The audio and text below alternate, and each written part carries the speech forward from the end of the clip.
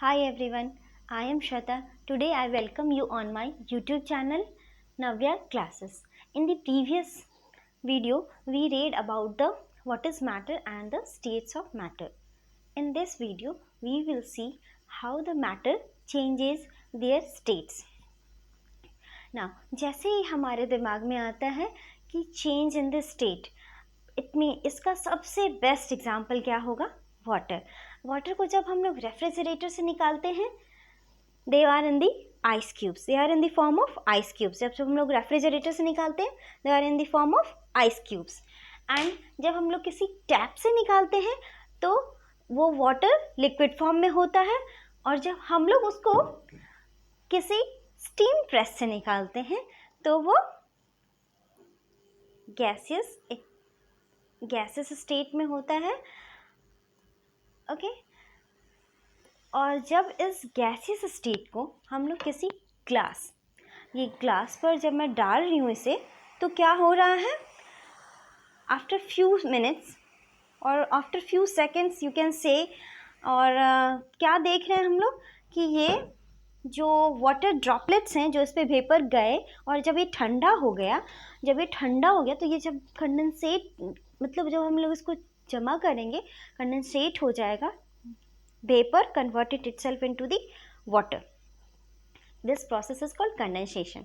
Or again we will collect this water, and when we refrigerate this water, and again it changes itself into the solid. For this changes, we will see how this changes at the molecular level. हम लोग इसको समझेंगे कि ये सारी चीज़ें जो changes हो रही हैं कैसे मॉलिक्यूलर लेवल पे होती हैं. इसको समझने के लिए मैंने एक टब लिया है और उस टब में डाले हैं कुछ आइस क्यूब्स, और उसमें एक थर्मामीटर को सेट कर रखा है, और नीचे से मैं हीट कर रही हूँ उस आइस टब को. और जब हम लोग आइस टब को हीट कर रहे होते हैं तो क्या होता है? ये जो आइस क्यूब्स होते हैं वो जब तक पूरी तरह से कंप्लीट वाटर में नहीं कन्वर्ट हो जाए, तब तक इस थर्मामीटर का टेम्परेचर 0 डिग्री सेल्सियस होता है और वो कांस्टेंट रहता है. जब आइस का टेम्परेचर था इनिशियल स्टेट पे, that is also 0 degree Celsius, और जब तक ये कंप्लीट वाटर में कन्वर्ट हुआ तब तक इसका टेम्परेचर 0 डिग्री ही रहा. तो हमारे माइंड में ये क्वेश्चन आता है कि जब मैं इसे हीट कर रही हूँ तब ये टेम्परेचर क्यों नहीं इंक्रीज कर रहा है? Now we will see why this temperature is not increasing in the thermometer when we are heating this ice cubes. Okay, now we will see the particle nature of this. जैसा कि हम लोग जानते हैं कि जो सॉलिड होते हैं वो बहुत ही क्लोजली पैक्ड होते हैं. It means we can conclude कि the force of attraction in between these particles were very high. They all are very tightly closed with each other, with the force of attraction. For to overcome on this force of attraction, जब ये force of attraction टूटेगा तभी ये solid liquid में convert होगा. ये जो force of attraction टूटने और liquid बनने के टाइम पे जो temperature है, this heat is called the latent heat. Okay, now here this process, the ice convert into the liquid. This is melting or the fusion. How we will define this melting point? Okay, here I am standing, you are sitting and watching the video, and all the atmosphere having the pressure, that all are exerting the pressure on that person. Whenever we are everywhere, the pressure is there. अगर हम लोग पहाड़ पे होते हैं वहाँ पर भी प्रेशर होता है. सब everywhere, सब जगह एक एटमॉस्फेयर का प्रेशर होता है.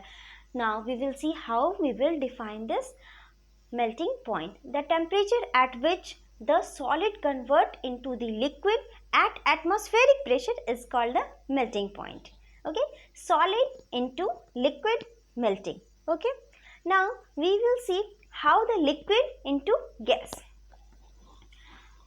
For that, इसके लिए मैं इस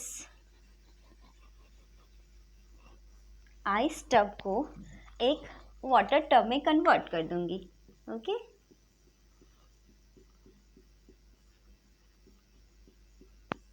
same case is here also. जैसा कि हम लोग पहले देखे वैसा ही यहाँ भी होगा। जब तक ये पानी का जो टेम्परेचर है, जब ये 100 डिग्री पहुँचेगा तब पानी का बॉइलिंग पॉइंट 100 डिग्री होता है।